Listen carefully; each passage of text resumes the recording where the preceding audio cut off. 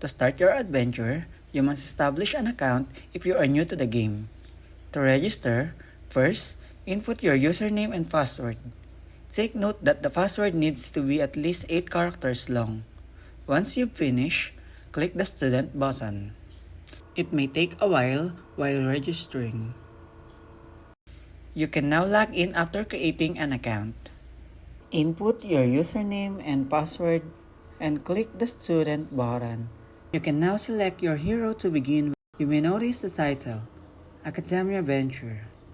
In this section, you can select Start, Dashboard, and Exit in this area.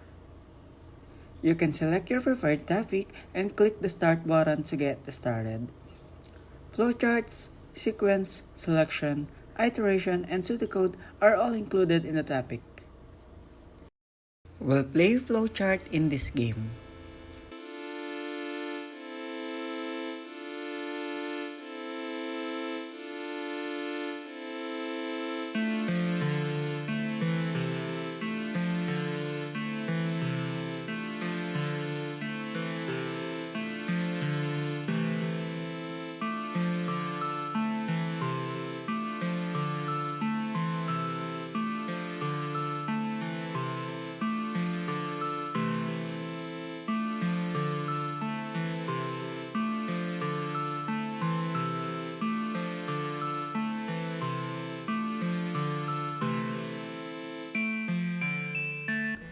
To complete the game, you must first click the shape to make it appear.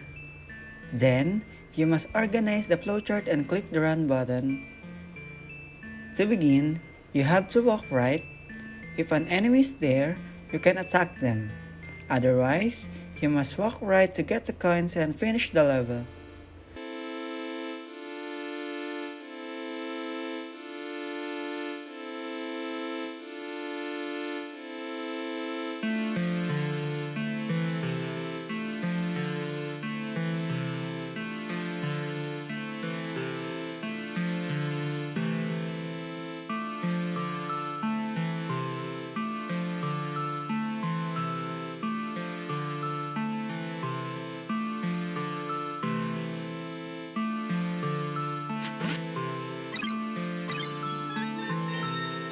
Click the play button to go to the next level.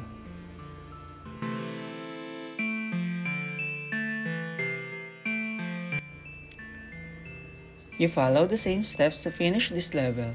To get the coins, keep walking to the right and then walk down.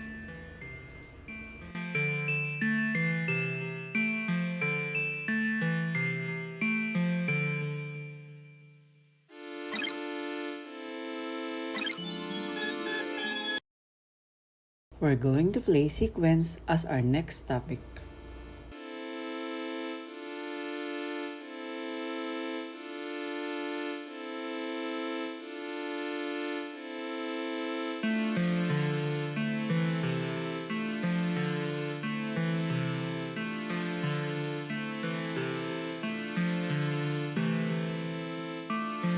To win this level, you must type the correct code.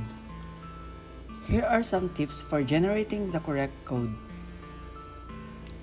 Since the goal of this level is to collect the coin, you will probably code walk down until you reach the coin and walk right.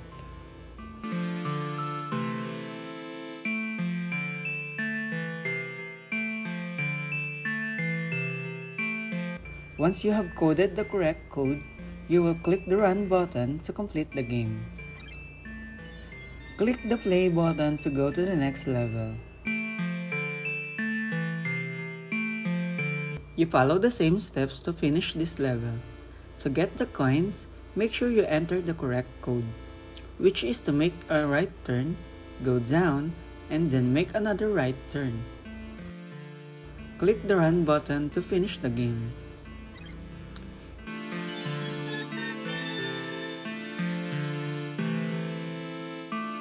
In order to determine if you are entering the correct or incorrect code, we would try entering the walk down and walk right codes in this level.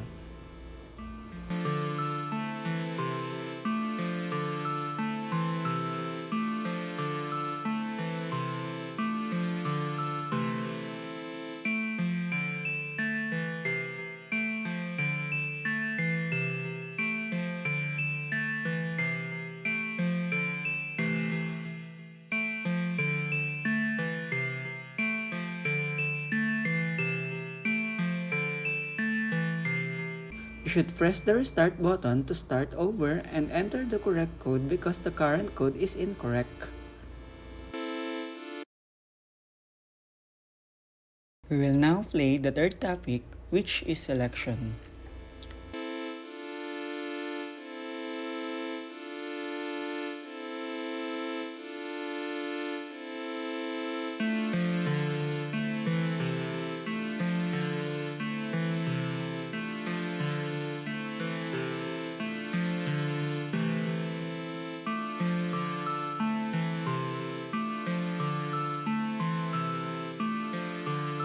In this puzzle, you need to adjust the mathematical expressions so that their Boolean results, true or false, match the instructions in the comment. The operator equals means not equal to. For the first block, the goal is to make the character execute walk right, which only happens if the condition evaluates to true. The expression 3 plus 3 not equals to 6 simplifies to 6 not equals to 6, which is false, so the code won't run. To fix this, you need to change the math so the result is not equals to 6. We will change it to equals equals. Equals equals means is equals to.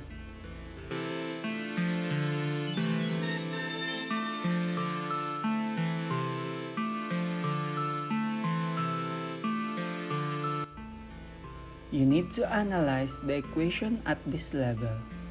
The first equation indicates that the sum is true, but the direction is to walk right. If the sum is left unchanged, the code will execute to walk right. If the sum is changed incorrectly, the code will not execute. The second equation indicates that the sum is false, but the direction is to walk down. If you change the sum, the code will execute to walk down. Additionally, you will input another code, which is to walk right and walk down to finish the game.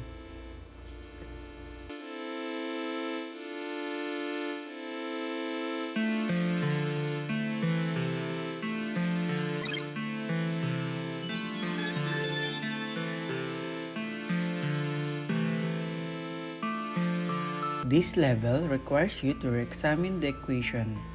To run the code, the first equation must be true and the second must be false. You can also add another code under walk down that says walk right twice, and walk up to finish the level.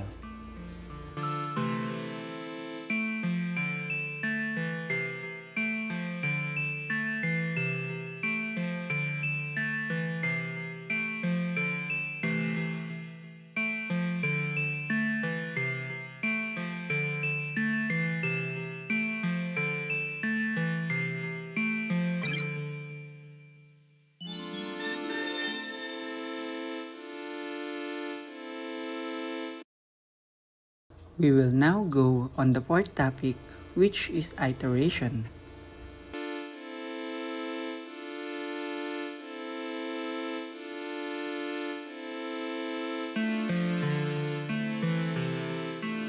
The objective is to complete the level, which requires you to first determine the context and then enter a suitable code. There are 3 checkpoints in this level. Since iteration is the repetition of a process, you need to change the code to I equals 0 and I less than 3 so that your hero will go down 3 times.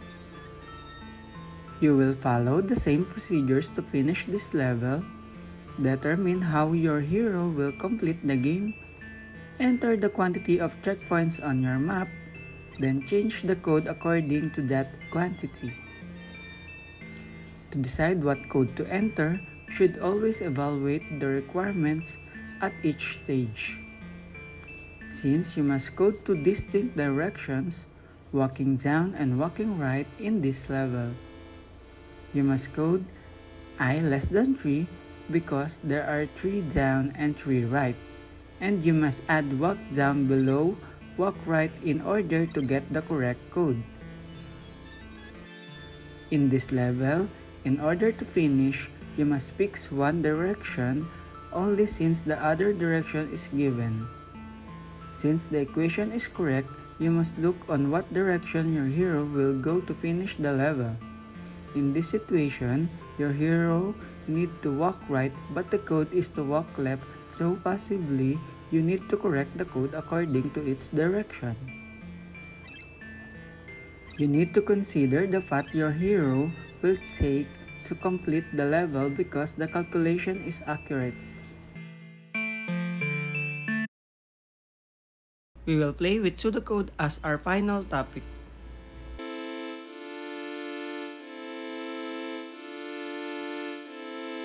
You have to analyze the scenario in order to complete the game.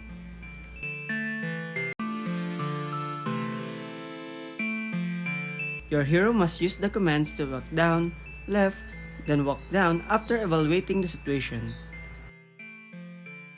You can now examine how you will enter the right code based on the flow after confirming the command you will use. This is because there are some mathematical equations that you must investigate and enter a suitable command for.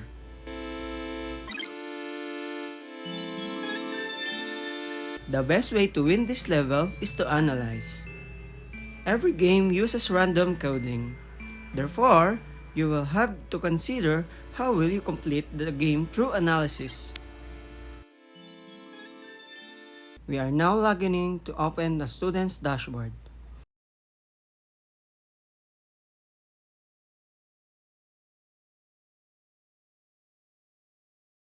The student's dashboards will be opened. You may see the tabs with the summary, history, and feedback when you first open it. In summary, performance by topic and recent attempts will be displayed. The average scores, attempts, level of difficulty, and the date you last played each topic are all listed under performance by topic. As you can see, the most recent topic you played, your score, the amount of time you spent, the hint you use, and the difficulty level are all displayed. On the other side, history includes your gaming history. Lastly, you can view your teacher's comments on your game scores on the feedback tab. You can provide feedback to the game developers by sending Rate As from the main menu.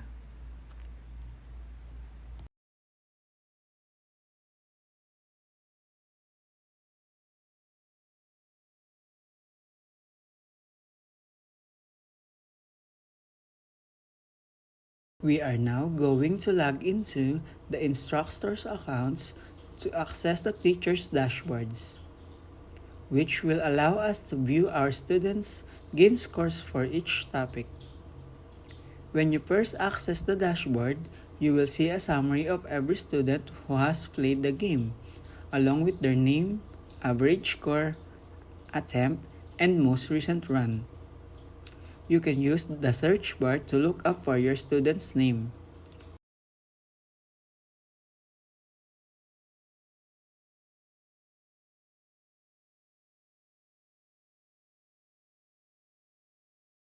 Modify the topic to what you want to see.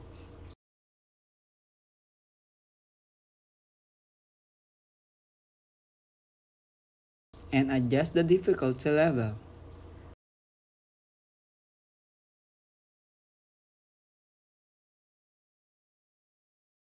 Additionally, you can view your students' history, including how many times they tried, how much time they spent, if they use suggestions, the difficulty, and the date they played the game.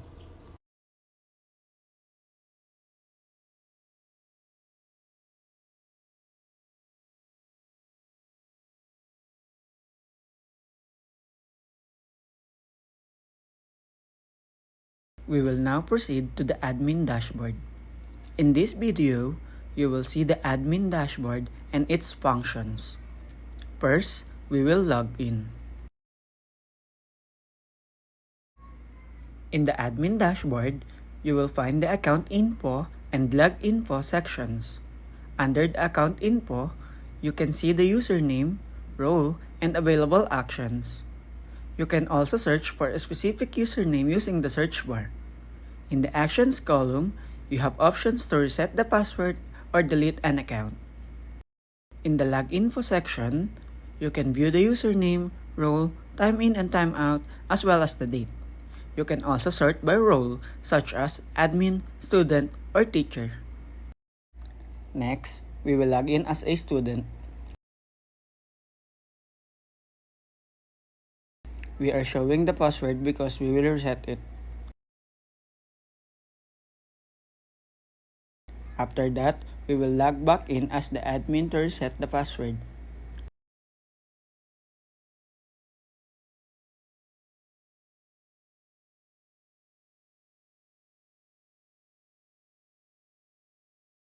The default password is letran@123.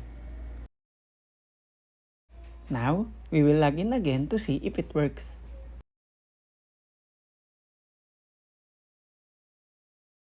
As you can see, our old password is not working. Our old password is not working anymore, so we will input the default password, which is letran@123. We will now change the password through the dashboard. To do this, you need to enter your current password and your new password. The current password is letran@123, which is the default password. Then, we enter a new password.